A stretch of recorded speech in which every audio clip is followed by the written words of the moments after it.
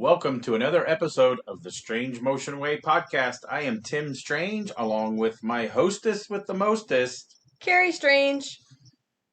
As you all know, if you've been listening to some of our podcasts, we're diehard custom people. So we've got, we had Jerry and Devonta Titus of Custom Camps of America. We've had 3 different segments with Daryl Starbird. And who else usually gets mentioned in the same breath as Daryl Starbird when you're talking customs and legends? It's either Gene Winfield or Barris. Well, Barris ain't with us anymore. Gene Winfield. We recorded this about over a year ago. Again, another episode we got at the Starbird Indoor Tulsa Car Show. And he was 95 years old at the time, I believe. So. And got him for about an hour here. So here we go with Gene Winfield. But first, a word from our sponsors. Hey, welders, ready to upgrade your gear and save some serious dough in the process? The Miller Build with Blue Savings and Rebate Program has you covered. Find amazing deals and cashback rebates on a wide range of Miller products, from welders to plasma cutters and everything in between, all backed by our 3-year warranty. Don't let this opportunity pass you by. Take advantage of the Miller Build with Blue program now. Visit us online or stop by your nearest Miller distributor today to start saving. The Strange Motion Way podcast, brought to you by Royal Purple Synthetic Oils. Royal Purple premium synthetic motor oils and high-performance chemicals have been designed to improve performance in all conditions and provide cleaner operation, better mileage, and decreased oil change frequency. That means less oil changes. With products available for your gasoline and diesel engines, Royal Purple is the obvious choice for your performance needs. Drive with Royal Purple, the synthetic expert. Tim Strange here, recording with the man, the myth, the legend. I don't even know if we need to introduce this guy, but Gene Winfield. He's done everything there is to do in the custom industry. He's built movie cars. He's raced and every Hall of Fame there is. You're in the Daryl Starbird National Rod and Custom Car Hall of Fame. You are in the Custom Camps of America Hall of Fame. You're in the Grand National Roadster Show Hall of Fame. I seen you out at Pomona a couple weeks ago. That's all true. Is there any other Hall of Fame I'm missing that you're in? Yeah. What is it? What else? Well, I can't think of the name, but I'm in 7. 7 Hall of Fames. 7 different Hall of Fames. But anyway. That's amazing. So you are, how young are you right now? I'm 95. 95 years old. Yes. Still can outdance about everybody that I know. Yes. Loves the ladies. He's having a good time out here at the Starbird.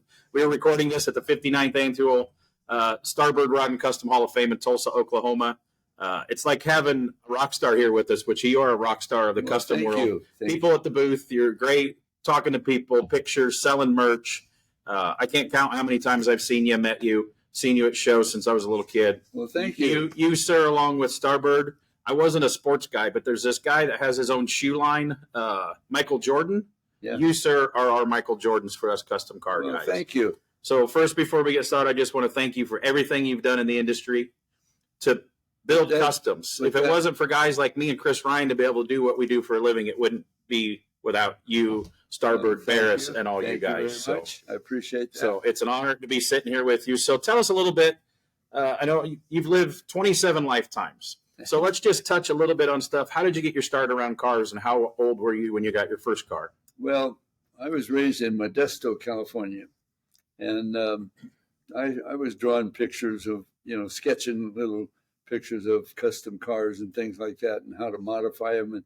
And then I started seeing some in some of the shows. I went to, from Modesto, I went to Stockton and Sacramento, maybe 70 miles away.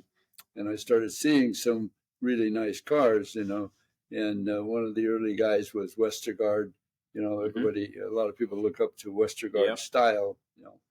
And I got to restore a Westergaard car one time. That's very good. Yeah. So I decided that I wanted to change the image of cars. The same as people change dresses and things like that for women, and so I just wanted to modify them and change them. And so that's what I did. I started out just by molding off the hood ornaments and the emblems on the side and things like that, and some of them were brand new cars. I had a guy bring me a brand new car that had 11 miles on it. Wow. And I molded off the emblems and things like that. What Do you remember what year and about maybe how old you were about that? Were you still in high school when you started modifying cars? Well, yeah. I was drawing pictures in high school when I should have been looking at the history book, you know. And I wasn't alone. A lot of people did that. Same here. I was walking down. I met Jay Leno one time. He was at a show, an outdoor show, and he was walking along, and I went up and grabbed his arm, and I said, "Hi, Jay. I'm Gene Winfield." He said, "You dirty son of a gun." He says, "You're the one that got me in trouble when I had the car books in the history book." And the teacher would come by and catch me looking at the car books instead of the history book. I don't think you should take offense to that, because I think Jay Leno ended up okay. I don't think you should be right about that. Yeah. So for the next 6 months, every time I'd see him, he'd mention somebody else about me catching him. That's awesome. The teacher catching him with the history books. So that was fun. Well, you're probably part of the reason why I almost didn't pass math class. So there you go. I didn't pass them at all. Yeah. But anyway, I had fun and I've enjoyed my life, and so I like to make things look different, like make them what I think looks cool, and even if it's just a very minor little modifications, molding off the emblems and things like that. That's what I like to do.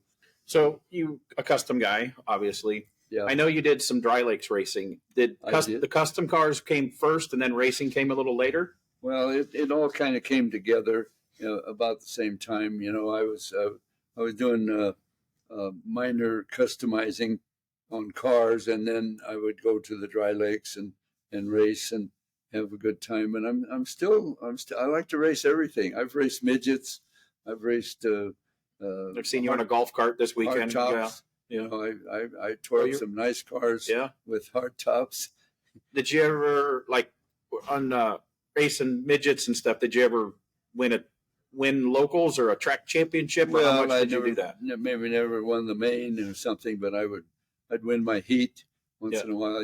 We'd take off with 6 cars, and I'd win my heat and things like that. And I've at Bonneville, I've gone 208 times, I think. Oh wow, over 200, and I never did get a record at 200. You gotta win the record going faster than anybody else, and then back it up within 24 hours. Yeah. And I've come close within a mile or two, but I never did actually get a record. That's on our bucket list. We have friends that do Bonneville stuff, and I work on some of their cars with them, and I might get some seats. She is infatuated. My wife Carrie, right here, loves Bonneville too. Yeah, that's wonderful. I just love it. I go to Bonneville, and I can just smell the salt. And it's I've been lucky to be a part of so much, and I do race announcing. I've stood on the starting line for nitro cars. Yeah. Bonneville is nothing like you can explain unless you go there. That's right. For one, it's like you're standing on the surface of the moon or something. That's right. And once you go there, you get hooked. Yeah. And you'll go, and there's like a multi-million-dollar pit and race car here, and then there's a guy that looks like he's lived in his van for 3 years right next to it. It's like and they all get along. It's so great. $15 in his car. Yeah. And might be going faster. Yeah. He's just figured something out. That's all true. So what was the first car that really put you on the map? You got in the magazines and stuff like that. What was the first car that's like, oh, now I live in Illinois, and Gene Winfield built this car? What was that first car? Probably the Strip Star was the first one, and then the what do we call the green one? The Reactor. The Reactor. I couldn't think of the name. My Reactor. The one we have here this weekend? Yeah. You built that early in your career? Yeah, well, I built that in, I think, 64. Okay. Something like that. Yeah. It's all aluminum. Yeah, it's all aluminum and all gas welded and everything. I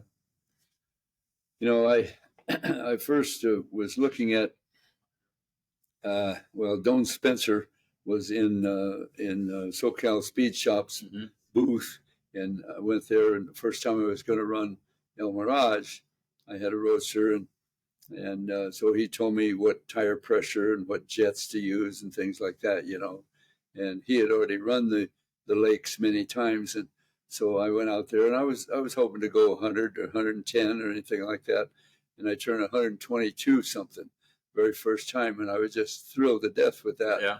And then the very next week, 1 week later, I was at a dry lakes meet or something, and somebody challenged me to race them, and so I went out there and I tore them up. Can't pass up a challenge. No, absolutely not.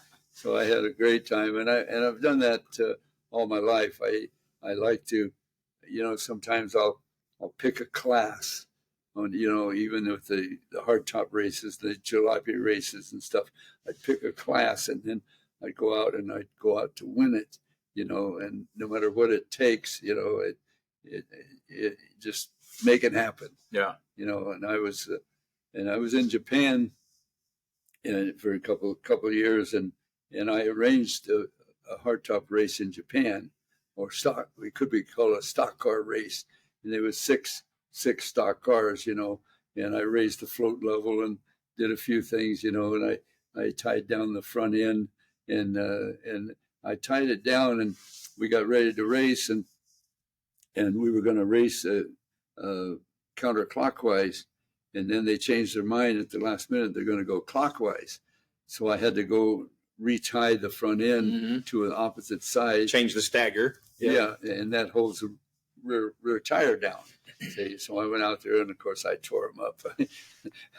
Nobody could even get close to me because I tied it down and raised the float level and so forth, and made it go fast. Yeah.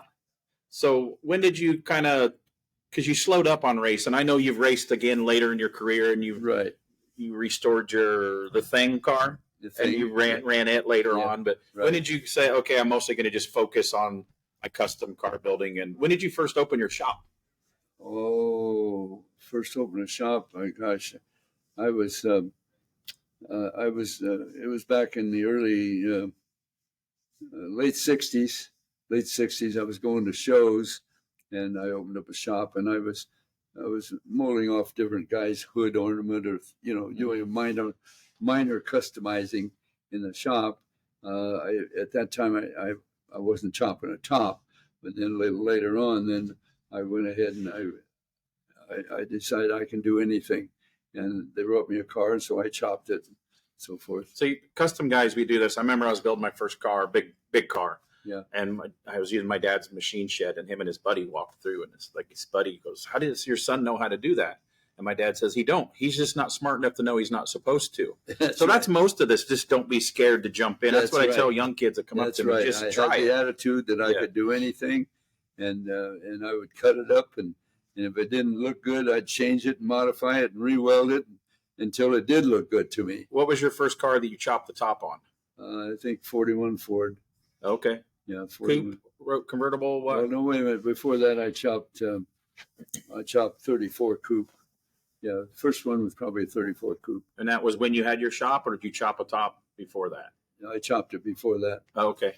Yeah, and then chopped a 41, and I went to Berkeley, California, and I found a gas station in Berkeley, California, of which this guy was a real hot rodder. He had a 29 Roadster and stuff, and parked it there every day. And so then people would come in and visit him. So 32s and different Roadsters would come in, and modifieds and everything. They'd come in there, and sometimes 3 or 4 at a time. And so I would stay there for hours and take pictures and had a good time. And so then later, I started. Well, I raced I was living in Modesto, California. Is that the town your first shop was into? Was Modesto? Yeah, Modesto, and it was in a chicken house behind my mother's house, and I had to, close up the part of the screen, the wire front. A lot of good stuff come from chicken houses. Who other was famous for starting in a chicken coop? Carroll Shelby. Oh yeah, Carroll Shelby. Yep. That's right. So anyway, we and at first we still had chickens. We had chickens, and I had to gather the eggs and so forth, for a while. And so then later on, I moved the chickens out and put some cement down where I needed it and all that. And then I added on to it and built a spray booth and all of that. That was all behind my mother's house in the late 40s, So I've had fun all my life. What did your family think about back then? Now it's more acceptable. Oh, I'm going to have a hot rod shop or something like that. Right. custom shop, because you corrected me last year. It's all about customs, Tim. And I have it in the book you That's signed right. for me. It's all about customs. What did your family think about you? Because that wasn't hot rodders and custom guys were hoodlums back then. What did they think that you're spending all this time working on cars? My father was gone. They had already had a divorce, and so I was living with my mother. Brought me up, and she says, "What do you want to do that for? You'll never make any money doing that. You're cutting up those cars and stuff, you know." So I didn't listen to her. I did it anyway. Yeah, and I've always had fun. And then she came to first. Well, she came to a race one time, and I was racing a 34, and it was a hardtop races, you know, and I was racing a 34, and I went out there, and a guy nailed me, brand new car, and he nailed me and put me through the fence, and and I turned it over and all that, and so she was in the grandstand, and she's, "I don't want to ever come back." She got all nervous because, you know, what happened. Did she ask you to quit racing? Well, yeah, but I you didn't do it. See that that another legend, Roland Leong. Yeah. You know, the Hawaiian. Roland Leong. Sure. He used to wreck all the time. His story that I've heard, and his mom told him he can't race anymore because he kept crashing the car. So then he become a car owner. Right. So yeah, I thought maybe that's why you quit racing, because Mama told you to. No, I finally gave it up, and it was become expensive, you know, and originally I did it all myself. You know, I reworked my carburetors and shaved my heads, and, you know, did what I could, and it's always a learning curve, you know. My one of my philosophies is right now, you learn something every day, you know. Every day you learn something, and so that's what I was doing, and so I had to do all of that myself. I had to, you know, I shaved my heads, and then I ported and polished the intakes, and I ported everything and polished everything just immaculately to get every possible inch of flow, you know, going into the ports and stuff like that. I went through the carburetors and did all kinds of crazy stuff, and a lot of that I did on my own. I didn't know how or why, but I said, well, let me try this, and maybe this will, you know. Yeah, back then there wasn't a formula. Oh, I got this how-to book on how to port my heads. Everything didn't happen. Yeah, it's like, very experimental back then. Right, and then you see the first the first hot rod was January of '48, first Hot Rod magazine, and I got that, and then a couple of years later I started selling them. I was selling, you know, 4 copies or 6 copies or whatever of Hot Rod magazine, and so then a lot of articles were coming out and explaining the same stuff that I had been doing, you know, and most of it I picked up on my own. Yeah. So I've had a great time all my life. That's awesome. So what when you drove at Bonneville, what car did you drive at Bonneville? Well, the first car was a Roadster, a 2017 Roadster, and I drove that. Was that the one that you called the Thing? Did you run that at Bonneville too? Yeah. Okay, you ran that at El Mirage and Bonneville. And Bonneville, and then I run the Roadster. I actually run the Roadster first at Bonneville, and I went to SoCal Speed Shop, and Don Spencer was the main mechanic there and fabricator, and he told me what tire pressure and what jets to use and so forth.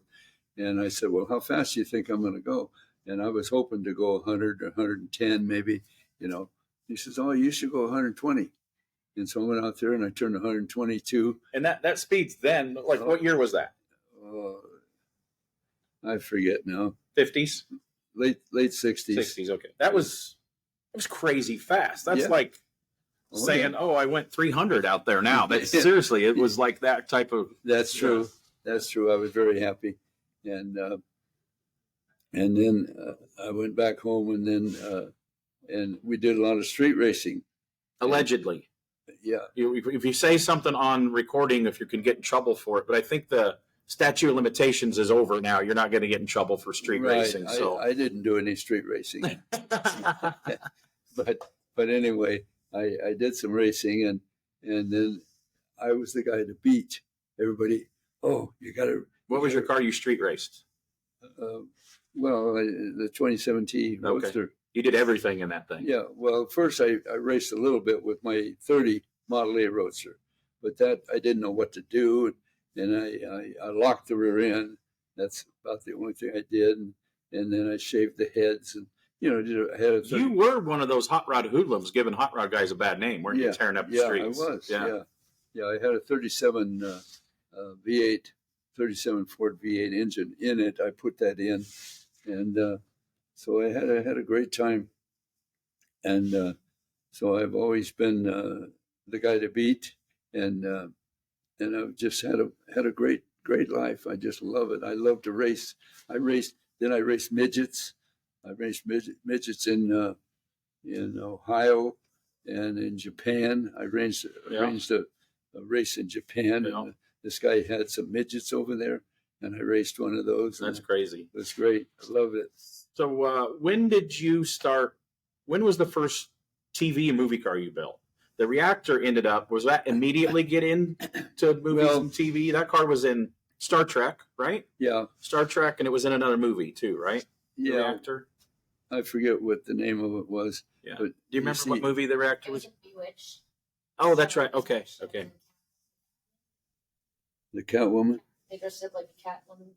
Yeah. So we also have in the room here Michael Leanne. I stumbled with her name, and my wife Carrie. So if you hear other voices, that's who else is here. So well, I'm glad they're here. Yes. Now, how I got in the movies? Mm-hmm. I took my Roadster on an open trailer, and I didn't know anybody in any studios whatsoever, but somebody told me how to find Fox Studios. So I went up to the gate and I conned them a little bit. I said, they're supposed to. The transportation department wants to see this car, and I pointed my car on the trailer. He said, "Okay, you go right back here and turn left." So fake it till you make it, as they say. I'm just pretend I'm supposed to be here. It'll work. Yeah, that's right. Now they'd strip search you and everything if you tried to do that. So I went there, and they were nice to see me and everything. They took pictures of my car, and then they told me where all the other studios, all the other transportation departments. So for 3 days, I took that car to every studio down there. And that's how I got my foot in the door in the movie industry. And they called me a week later.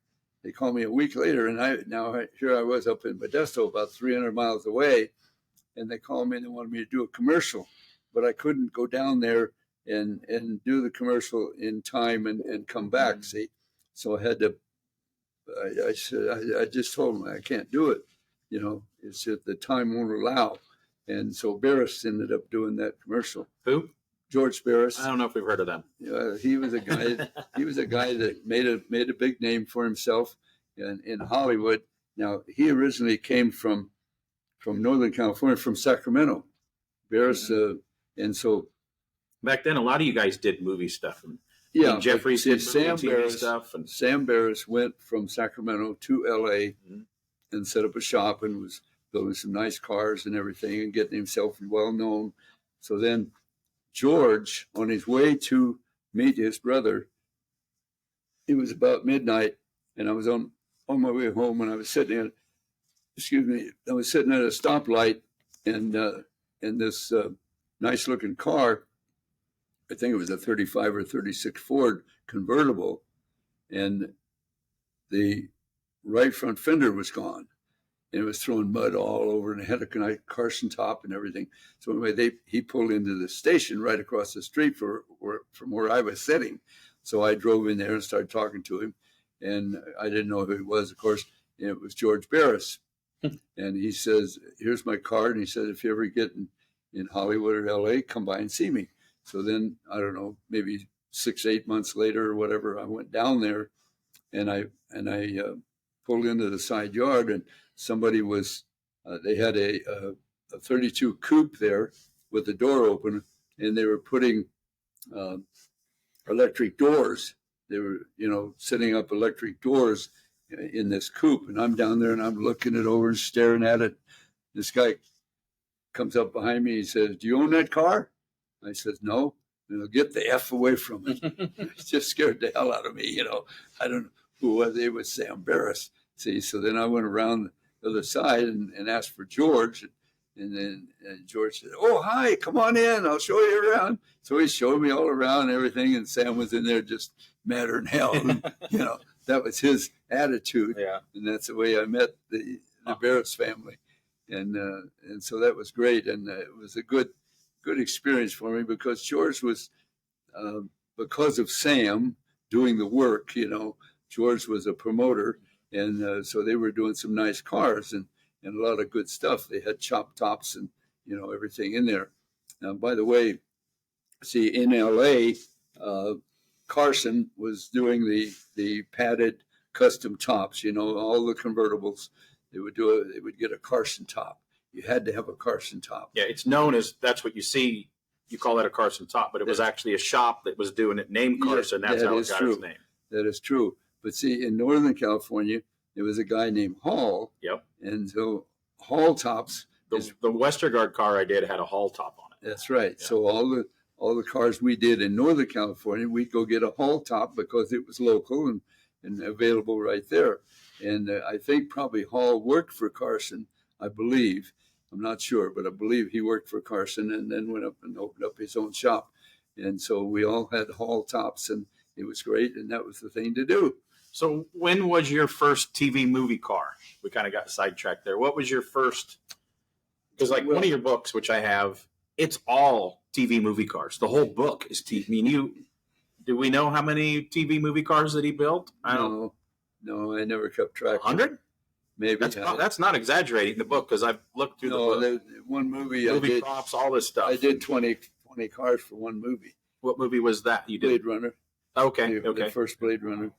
And then they were just kind of movie props, right? None of them all had to function and move and run and drive, but some probably had to, didn't they? Yeah, just modified and of course painted good colors. Yeah. I was able to paint them all kinds of flashy colors. So was there a time in your career you were mostly doing movie and TV cars and not doing custom builds for people? Yes. And was that just because they paid more? Or was that because the custom market was down a little That's bit? right. Everything goes up and down. That's right. The custom market went down and it just went flat. So your shop was in Modesto. Yes. Where was your next shop? Did you move? I went to Modesto's Phoenix. middle of the state, isn't it? Yes, center of California. So I went to Phoenix. AMT Model Company hired me as a consultant for them, and so I went. You know what year that was? The AMT stuff started? Probably mid '60s, maybe. No, it was late '60s. Okay. Early '70s, and so anyway, they came to me in Modesto and asked me to run a shop for them, for AMT, to build. What they wanted to do was build full-size custom cars, of which the model company would make models by the millions, and so that's what we did. So I moved to Phoenix. The promoter that was in charge of that, he wanted to be close to LA, but not in LA. So he chose Phoenix, and he had relations living there anyway. So we went to Phoenix, and I was there for a year for them under contract. And then when my contract was up, then I had already moved from Phoenix to Southern California. So then I stayed in Southern California and did not go back to Modesto. And I had various shops. In fact, one year I probably had 4 or 5 shops in the same year, because I would go in and try to rent a shop from a guy or something, and work in there part-time. So I would do a custom car there. Then I'd move on and take another shop and build another car, whatever. But when you're doing movie and stuff, you kind of need to be in the Hollywood area anyway. So what town was that shop in that you were doing most of the Hollywood stuff in? Or what area was those shops that you had? All right around Los Angeles suburbs? Oh, yeah. Close to Hollywood. Okay. Yes, that's true. And so then it's all one big city to me when I go to California. So yeah, Pomona is still LA to me. So yeah. And so I went to 2 or 3 different shops. And I had shops in Burbank and different cities, and so I finally I think I went to Canoga Park then, which I bought a shop in Canoga Park and went there and started doing a lot of the work from there, and I was still racing at El Mirage, and then I got into hardtop racing and I had a ball just, So when you were in Southern California, you were still racing when you were doing all the movie cars and stuff. Oh, yeah. You had time to do some racing? Oh, yeah. Yeah, you just don't sleep, do you? No. Every time I see you at a show, allegedly, you're still dancing with the ladies at midnight, and I'm tired, so I can't even keep up with you. So Every day's a school day. Sometimes you're in detention, I think. Yeah. How many Mercuries do you think you have chopped? Oh, I don't know. Dozens, maybe 100. Oh, it's got to be close to. I mean, you used to go to all these shows, Yeah. and chop at indoor shows and put on exhibitions and put on clinics and Right. then people's flown you to Australia to chop and paint cars and Right. let's talk about that. We're just free flowing this. I have no questions written down. Okay. The Winfield fade. How did that come up, and which car was the first Winfield fade? I first did that on motorcycle. See, I Mhm. was painting a few motorcycles, and I was blending and fading on the motorcycles, and then I decided, well, I'm going to do that on a car. And the first car I did was a brand new Chevy that I think it only had 11 miles on it or something. Brand new Chevy a guy brought to me for me to paint. So I molded. All I did was mold a hood and deck, Mhm. hood and deck, and lowered it. Maybe put skirts on it, and then I painted it. Do you know what year Chevy that was? Uh, It's like a 40s or a 50s style no, Chevy. it'd be 50s or 60s. Okay. I forget what year. So anyway, so I painted it and was just, and so I took and I fogged color. It still had the side moldings on it. Mm-hmm. So I fogged color around the moldings and highlighted areas like that. And I got it all done, and it looked nice, but I didn't like it. I decided it's too gaudy. I didn't like it. So then my next one where I blended the full car, Mm-hmm. from the bottom up. I started with a dark color along the bottom and gradually faded up with metallics and pearls, things like that. And then I liked it. And so then after that, I graduated myself into don't get nervous. Through my phone or something. She was throwing her phone around. Yeah. Maybe you said something she didn't like. I don't know. Yeah. So I started blending the cars and putting soft colors and everything, and I figured out how to do that. And so I did this a number of cars, then painting them and blending the whole car, Mm-hmm. and then people just went wild, and then a whole bunch of painters tried to copy me and try to duplicate it, and they didn't do very good. They still don't. You still can't. Yeah. You've still got the touch, and there's not many people that have pulled off a Winfield fade in mine. There's some that get pretty close. Yeah, that's true. Yeah, there was one pretty close at the Roadster show a couple of weeks ago, but you can still That's true. tell All that true. you weren't man behind the gun. Yeah. Right. Yeah. Sip of water. Water's good. It's good. Yeah, Gene eats and drinks very healthy. Yes. My story last year, we were at the same hotel here at the Tulsa show, and I sat down, had breakfast with you and John DiAgostino. Right. And I remember I sat down with a big pile of bacon. Yeah. And you shook your finger at me, and I go, if you have bacon, which I don't recommend, only have 2 pieces. Right. And I sat there and looked you right in the eye, and I ate 7 pieces of bacon, and you just laughed at me and laughed at me. I remember Yeah, that. That yeah. was great. Yeah. So what is your favorite type of car to work on? Is it a Mercury? Because you've done so many. Mercury's my favorite, of Yeah. course. And then back in the, was it 80s? You actually, when customs were coming back around, that was kind of when Jerry Titus started the Yes. Let's Spectacular and the custom camps. You did a fiberglass Mercury, didn't you? You could Yes. buy a fiberglass with all the Winfield perfect chop and the flow. You could buy, how many years did you do that? The fiberglass car. Well, I can still do it today. You still have the molds and can do it? I have the molds, and I do one once in a while. I did a fiberglass Ford, like a '48 Ford convertible. Oh, okay, yeah, I forgot about that. Complete. Yeah.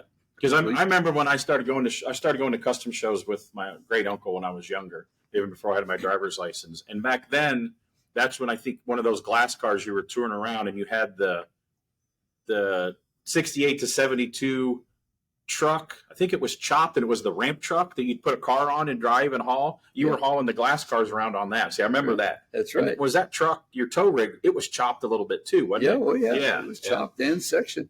Oh, okay. Yeah, I forgot that was sectioned. It was sectioned a little bit, about 3-4 inches. Yeah. Yeah, I still got that truck.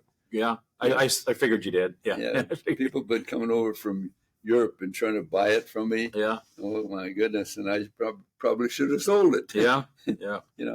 But I just hung on to it because it's one of my life treasures. Yep. treasures. Yep. I get Right. it. Exactly. Yeah. It's not hoarding if your stuff is cool. Right. Yeah. Yeah. So do you have any idea how many of those Mercs, the fiberglass ones that you did through the years? Not very many total, but we did fiberglass parts for them. See, Mm-hmm. I mean, I still make skirts and quarter panels and hoods and all kind of trunk lids, everything. I make them right today in fiberglass if people want them, And I've made fiberglass Ford convertible, 48 Ford convertible. And is my wife listening? That might be on my Christmas list. I want one of them Winfield fiberglass Mercs. Is she paying attention over there? I don't really know. Be fabulous. I would be glad to do that for you. So when did you give up on Southern California and move?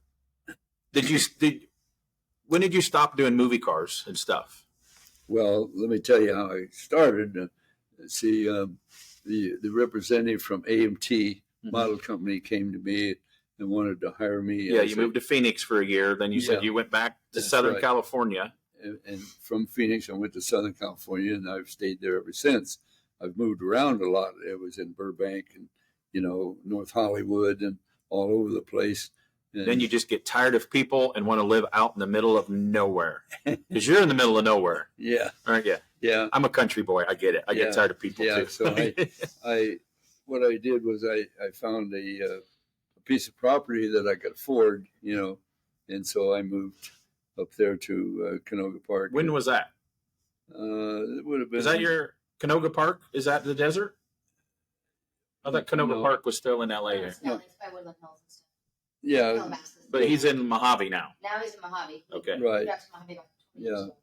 I moved to Canoga Park first, and then I moved around a little bit, and then I found the property in Mojave and moved up there, and I bought 5 acres, and I love it. And I give tours at my place. People come by all the time. I've yet to do that. I need to make the trip sometime. Yeah. I've been close, but never made it up there. I need to come and see the Star Trek room, and I watched videos that you do, and it looks like an amazing place. So yeah, I do have a room that's all Star Trek, and I have memorabilia throughout my house and in the kitchen and everything, and I live there and I love it. the Star Trek room, you had the reactor was on Star Trek, right? Yes. Did you build more stuff for Star Trek, or are you just a Star Trek fan and that's why you have the Star Trek room? No, I built some other stuff. I built some sets. Okay. For Star Trek and things like that. That stuff that's in your room, did you build that for the show, or did you just read some of it? Yes. Okay. Yes. I knew there had to be another story behind. Yeah. What? I built a shuttlecraft for Star Trek. Okay. Built that from scratch. In fact, I went to the studio and met the art director, and he was a fabulous guy, and he was doing some nice artwork, So he had a shuttlecraft drawn up. It was beautiful, but it was all round, a little round thing and everything. And I couldn't build that in a short amount of time, you see. So I told him, I says, I'm sorry, I can't build that in 40 days like you want. And he said, all right, you draw up something and bring it back and show it to me. And if I approve it, then we'll let you build it. So they wanted me to build it in 40 days. And so, which in TV time frames, that's a lot for those people. Yeah. Yeah. I live by Nashville, and I got a buddy that shoots country music videos, and he'll call me, hey, we're going to do a roll scene. I need a hidden roll cage put in this pickup truck. Okay, when do you need it by? Tomorrow by 5 o'clock. No, I can't do that. I'm not going to do that. but you did. No, I didn't. I turned down a lot of stuff in Nashville to do that. But Okay. so they gave you 40 days to build the shuttle Well, ground. see, the difference between you and me, they would tell me that, and I'd do it anyway. Yeah. Even though I it took. taught him to say no. Yeah. You taught him. Yeah. Sometimes good. Well, I've still said yes to some stuff that I shouldn't have. But yeah. Well, I didn't have anybody telling me to say no, so Yeah. I said yes, and I worked night and day, all kinds of all nights, all nighters, and I taught other people. Like Sam Foose worked for me, and I taught him what it was to work 24 hours. Yeah. Well, I was a farm kid. My dad said a half a day of work is still only a 12-hour work day. It's 24 hours in a day. Make sure you use them all. So Right. that's what we do, right? Yeah, that's exactly right. So how many days did you have to build all those cars for Blade Runner? Well, I worked out a progressive delivery time, you see. So I worked it out so I delivered 2 cars a week. Oh my goodness. 2 cars a week for 6 weeks. How many of them, we touched on that, how many of them actually ran? Did just one of them? Because Oh, no, all of them ran. all of them ran. Oh, yeah. So you took a chassis and just built a body on top of that? Yeah, Okay. I took a stock car and modified it or whatever, so I on all of them ran, and I made it all except I had the last 2 cars, and I worked till 4:00 in the morning, and I was in there with I think I had 2 other guys or three guys working for me, and one black guy working for me, and we used to razz him back and forth, about the color and so forth. We had a lot of just having fun, just pure fun, and he enjoyed it. We had a good time.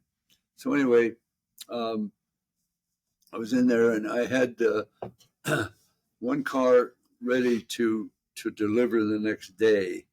I was going to deliver this car the next day by noon, and so we were just putting the finishing touches on it. And it was about midnight or so, and all of a sudden there was a fire, and the fire trucks were pulling up in my area to put out this fire, which was 3 doors down. So somebody set a fire 3 doors down, and it come through the walls, and then all of a sudden I was in there, and I said, "There's a fire next door." So I was dragging my rollaway, trying to drag it over toward the door. I got it over almost to the door, and then the wall came in. The whole wall caved in right on top of me, and the fire went right over my head. Oh, wow. Like that, and I had to get out of there, and I was lucky to make it. It Did you was get any burns or anything on you? Just no, but lucky? it was close. Did you lose cars in the fire? Oh yeah. Yeah. Oh yeah. I lost two cars. One of them is the one I was going to deliver the next morning, and I burned to the ground. Oh man. Yeah. And then we found out later that somebody set the fire in the shop down at the end. Mm-hmm. It was like a drag race shop, and they set a fire in there, and it come through the walls little by little. In fact, when it got to my wall, I was standing there, and I heard the noise, and the walls cracking, and I was kind of bent over, listening and watching the wall, and then all of a sudden it blew over my head. The wall blew down, and Wow. The fire went right over my head. I was lucky to get out of there. Burnt my toolbox. Yeah. Did you get your roll cart out the door though? Huh? Did you get your roll cart of tools out or not? No. No? No. You just I need to get out of here. Yeah. Burnt my rollaway. Oh man. Yeah. The whole thing. It's a crazy deal. But anyway, that's life. Yeah. So you're living in the desert. Yes. And you have a car show open house there once a year still, Yes, right? in October. Okay. Usually We need to write that down, Carrie. We need to make it out there. around the 15th of October or so. Okay. I have a show there every year, and I have people come from all over. It's really nice. Really nice. So are you still traveling and doing chop top exhibitions at shows? Or is that kind of calmed down a little? I did last year. Crazy years a few years ago that we had that COVID stuff kind of shuffled a bunch of stuff and it some slowed stuff things down. But I chopped 6 cars in a row at shows 2 or 3 years ago, about 3 years ago, I chopped 6 cars. Are you chopping at Detroit next weekend, or are you just hanging out and seeing people? No, I did last year. Okay. I chopped a car in Detroit last year, and this year they're not paying me to be there, but I'm going to go anyway. I'm going to go on my own and just be there. Who's this? Cliff Starbird passing through. Again, we're at the Starbird Car Show here. Cliff and Christy and Bryce, we're just having fun and talking. They're actually working and trying to finish. It's Sunday. They're doing award stuff and that's all good. That. So well, good for them. Yeah, we've talked about 45 minutes here. It is awesome. I can't thank you enough. Is there anything else you'd like to touch on before we let you go here and get back to your booth, because your fans are waiting for you out there? No, I just want to say it's a great life, and I'm just getting started. I want to say you're an inspiration, not only in custom cars, but the way you live life and have fun. Right. You all these years of no sleep and all these deadlines is why you're still up dancing with the ladies at midnight, because you just don't have to sleep. Course. So whatever you're doing, I see you 5 or 6 times a year. Whatever you're doing and she's helping you with is working, because you look even better than we've seen you at SEMA. I hosted the Hot Rod Banquet, and that's when I met her that night. Well, see, when I was at SEMA last year, I just got out of the hospital. Yeah. I'd been in the hospital, and I went from the hospital straight to SEMA. Yeah. You're almost like that, what is it, Benjamin Button movie? It's like you're going backwards. You're getting younger, and you have more spunk than all of us out here. And that comes from you've never drank. Never drank, alcohol, never smoked. Which I don't either. Same, I have a straight edge tattoo. So Starbird's the same way, and I said I've spent a lot of time with Daryl Starbird, and he's telling me, he goes, there's 4 customizers that never drank and smoked and partied. He goes, well, we might have partied, but we didn't drink and smoke and do all the bad stuff. Was me and Winfield, and I forget the other 2. Was it Balon? Did he not drink? Yeah, I think Balon. And then somebody else, he said, and I go, well, Daryl, I've never had a beer my whole life. And he goes, well, there's 5 of us now. Yeah. So I'm in that group of custom guys. That's great. I'm glad to see it. So I thank you very much for taking the time. I was hoping to get Mr. Winfield here. Didn't know, he'd be doing his appearances. And someday we'll be at another show, and I'd like to get you again. And thank you for what you do for him and take care of him. If you want to, you can call me Windy. Okay, I'm in the inner circle now. I'll call you Windy. That was my nickname, and a lot of people, some older people, and like Blackie, all the years that I knew Blackie, he'd call me Windy, and he'd be screaming across the room, "Hey, Windy, how are you?" Yeah, that was Blackie. Yeah, I knew Blackie. We were honored to attend. Got invited twice through the years. One was the 50th anniversary, and He didn't know me that well, but he knew me. So what did he call me? If you don't know, hey Hoss. Hey, that's right. Everybody else. So yeah, he'd scream that out to everybody. That was great. Yeah. All right, it was good talking to you. Okay, it was a pleasure. We'll go back to the show and have fun. Thank you very much. Thank you. You're welcome. Wow, another great podcast with the great Gene Winfield, custom legend. That man is absolutely crazy. The amount of things that he does at his age is just, he works most kids under the bus. I can't remember what I had for lunch yesterday. No, I know. And he's incredible. So next week's podcast is another person doing great things in the custom world. Yes, we're going to talk about some of his great customs that he has in his collection. But Kevin Anderson, the promoter, one of the coolest car shows in the country, in my opinion, the Custom Car Revival. It is in Indianapolis, June 7th and 8th of this year, 2024. And you've not been to that show yet, have you, Carrie? I haven't. Unfortunately, it falls on another show that I have to do all the time. But I know that's one of them that you've got on your calendar as a must-attend all the time. Yeah, it's a super traditional show. No billet wheels. If you have a modern motor, you got to keep your hood closed, which most custom people keep their hood closed anyway. And Kevin does it for fun, to promote the custom car traditional world. He doesn't allow vendors, all that type of stuff. It's really cool. You have to be accepted to the show. You have to send in pictures of your car, fill out your application, and he gets back to you whether or not it fits in that segment that he has. And he puts it together really good. And it's like one of those old 50s parking lot car show parties that you've seen from Southern California, or car gatherings that you've seen. all the traditional cars, like famous cars all together. He gets a lot of historic cars from Barris and Winfield and Starbird stuff. And so tune in next week for Kevin Anderson.